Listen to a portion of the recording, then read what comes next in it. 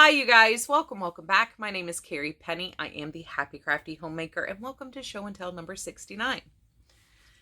So I have been having lots and lots of issues trying to get this video filmed. My brains are not working and firing in all the right directions. So, didn't really have an interesting week. Had a pretty chill and calm week here. I feel like there should be something far more interesting to tell you about what I do, but the truth is there's been nothing. We did start Lock and Key based on a number of suggestions. We finished episode 5 last night. Really enjoying that. I'm kind of curious about the great grandpa. I don't know if I'm just getting hung up on a red herring there or what, but a little curious about what's going on there. Let's see. Got a significant amount of knitting and crocheting done. I take it back. We did eat something interesting. I found a deep dish pizza crust recipe that, if you can't eat wheat, is actually not half bad. I'll leave it linked down below. I know a couple of you guys have dietary restrictions for various reasons. It is a keto-friendly diet, Atkins-friendly diet. I don't believe the crust is paleo-friendly, though. But if you can't eat wheat, I'm saying it's pretty good. It's not... When I think of deep dish, I think of a fairly hearty, chewy crust. It's chewy, but it's a chewy thin crust, not a decadent thick crust pizza. But I'll leave it linked down below. That was kind of exciting to have a deep dish pizza because it was pretty tasty. And I'm actually making it again tonight. We had it last Friday night, so it just pizza night 2 weeks in a row. I am sorry for the weird light reflections. My skin is super duper oily today. I have no idea why. And I am kind of, it's like I got half my face matte and half my face oily. Anyhoo. Just realized, like,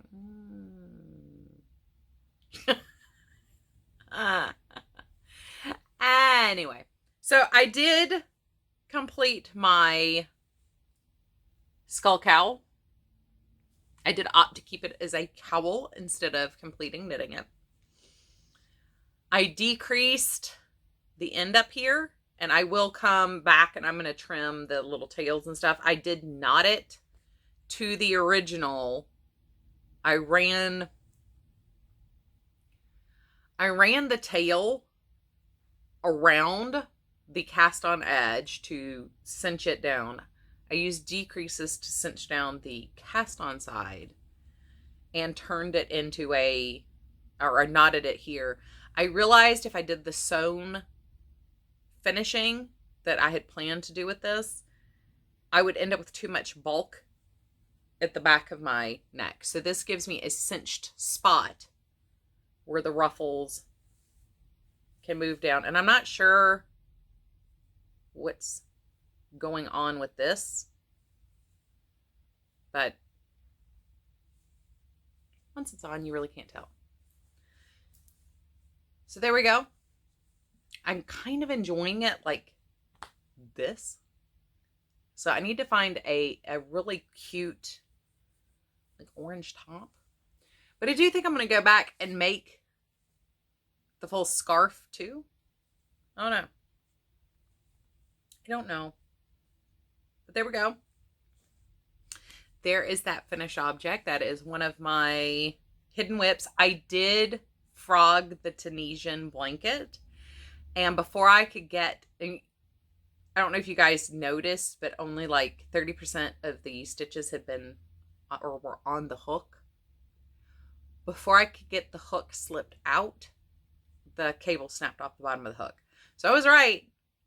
my hook was about to break. So right call in frogging the blanket, because I probably would have only gotten a couple stitches in before that fell off anyway.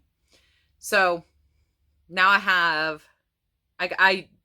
upgraded my ball winder to the big stand-wood. So now I have 3 really big magic cakes and then 1 smaller magic cake with that yarn. So I'll probably do like a corner to corner blanket with it, or do another like pet blanket or something with it. I don't know, but that did take care of 2 of those projects I showed you last week. Here we have a finished Ross hat. This is the first finished object in my Plymouth yarn review that I have, that I'll hopefully have up by the end of the summer. Once again, I have been enjoying my makes. I've been savoring the process for my more difficult projects or more thoughtful projects. So I've been a little bit slow in getting some things done, but I did enjoy making this Ross hat. The ball band said a size 8 needle was recommended, but I think this is a little too fine of a yarn for an 8. This would probably done better on a 7. So if you happen to have some, heads up, there's an early comment. But I did enjoy that. I love the way it came up. Once again, Ross has a beautiful decrease. Any patterns I have links for, I will have linked down below in the description box. Let's see. Next finished objects. We have 4 12-inch granny squares in the neon fleck. 4 12-inch. I said that right? 4 12-inch grannies in neon fleck. And then we have 4 in blacklight. These are both Red Heart Super Saver yarns. I love the way blacklight worked up.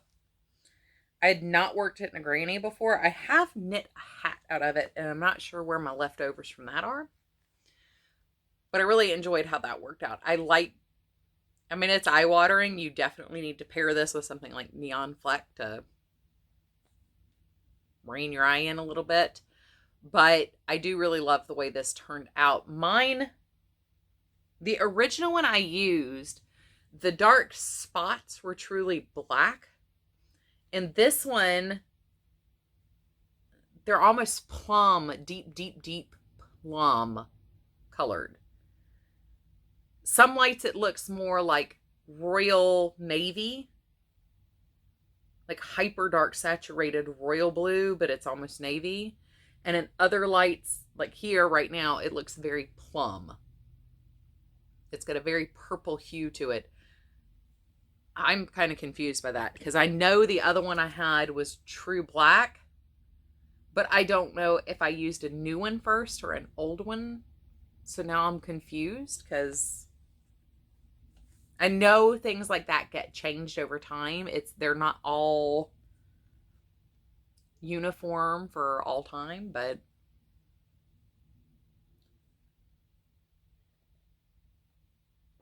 sorry, we're still in the morning here. I am still drinking coffee. Carrie gets to wake up. So before I show you my final WIP or final finished object I am super pleased with, I want to share with you guys a goodie I bought myself. I told you last week I'd succumbed to buying another project bag that I really didn't need but really wanted. So I know a number of people have made bags out of this fabric, but every time I get to their shop, it's already sold out. So I happened to catch Rel's from the Dabbling Hook when it was still in stock. I was actually hoping to get a bag made out of that beautiful watercolor fabric, the gradient watercolor she's had, but she had this one, so I'm okay with that. And I love it almost looks like a dandelion. I love that fabric. I really do. So I've been putting my socks in here, and my Fair Isle hats will actually be living in this project bag for the next couple weeks. But when you cinch it up, that diagonal handle is the perfect angle for me to carry it around with. But not only that, because I'll be using 2 balls of color, I've noticed that I can hang this like on the knob on my desk and use it kind of as a 2-ball sack instead of having a single ball sack to hold your yarn. So no tugging, no pulling, no over tightness or anything else if you're pulling from the outside. So I really kind of like that thing. I'm thinking about getting one of those hooks that you put on the table and you can hang your purse from the side of the table. Because if we start going out and like visiting with friends and stuff, having dinner or meeting for coffee, this would be the kind of bag where you could hang it on the table right in front of you and work out of your bag and keep your yarn clean, but still take it out with you. Totally loving it. And she also included a little notions pouch. And in here we have a sachet of smell goods and a very, very yummy looking tea. I love bitter, tangy flavors, so pomegranate is definitely right up my alley. I drink a lot of green tea, so once again, also perfectly up my alley. I'm down for that. So, loving my new bag. Cannot wait to get started on the Farrell hats because that's going to be perfect for carrying that yarn around in. And my final finished object, and I will link Rel's channel and her Etsy shop down below too. That way you can find her everywhere. Everywhere. So this is my final FO for the week. This is Retro Modern Cowl by Tanis Gray of Tanis Knits. If there is a link for the pattern by itself, I will link it down below. However, I purchased this as a kit from Blueprint. This is what made me have to go ahead and buy stuff because they were going to be out of business. These were things that were on my birthday Christmas wish list. And I had $100 to spend on yarn. So I spent my $100 and then my husband basically like bought me early birthday gift. But even on the back where the seam is, you can see there is a jog. I did not use any kind of a jogless skip there. But aside from the straight lines, you really can't see, like here, it's not as noticeable. And it's less noticeable in person. I always am so confused as to why the camera picks up things more acutely than your eye does in person. And even distance doesn't. It's weird. Because normally you think of like secondhand vision as being worse than your normal vision. I've not blocked this. I haven't woven any ends or anything. I used the Jenny's surprisingly stretchy bind off because I do tend to bind off fairly tightly. And I have got to spend a good deal of time really making sure that I have the curl taken out of the bottom of it. But I really love this. I love the colors. I love the pattern. I do really enjoy color work. Cables can be a little frustrating, but I love color work. It's so satisfying as you see it work up. I did very well this time with my floats. I caught most of my floats. Let's see the way that pattern is there. I did pull my colors up the inside instead of trimming them. If this were something that I was gifting, I would actually probably go ahead and cut in between the bars, color breaks. But for me, I didn't feel the need.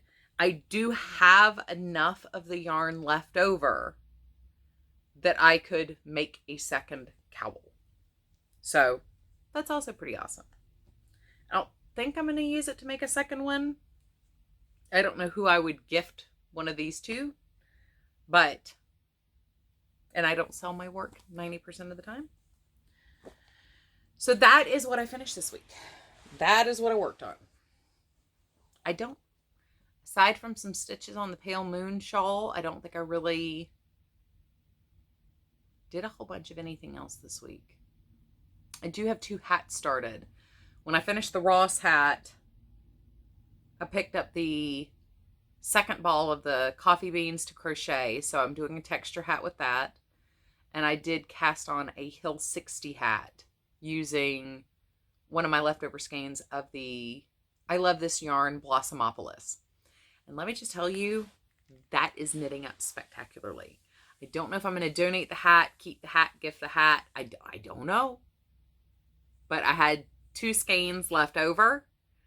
And now I'm like, but it's going to be gone. And I'm going to want to buy more because I don't want to run out of this color. Hopefully it won't be the colorway won't be discontinued before next year. And I'll just buy 20 skeins of it and keep it on hand. Yeah, so this weekend I'll work on the Pale Moon shawl. I'll try to work on the interlacements vest. I'll play with the hats because those are easy to take in the car with me. Yeah, anything. We're sitting there watching TV, things like that. They are my popcorn knitting. I'm gonna stay with popcorn knitting. I like popcorn knitting. Let's see. I don't think there's anything. We don't have anything adventurous planned for the weekend. We're probably gonna stay home most of the weekend. There's a lot of little things to do around the house. So other than that, I don't think I have anything for you guys. I am going to film the unboxing of the Interlacements Box 3. So that will be up hopefully, if this goes out on Friday, today, hopefully my Interlacements video will go up on Sunday morning. We'll see. We'll see how that works out. I've had more than my fair share of technical difficulties the last couple days, so we'll see. Other than that, I hope you guys have an amazing weekend. Please take care of yourselves. Be kind to yourselves. Know you are loved, and I will see you real soon. Bye, guys.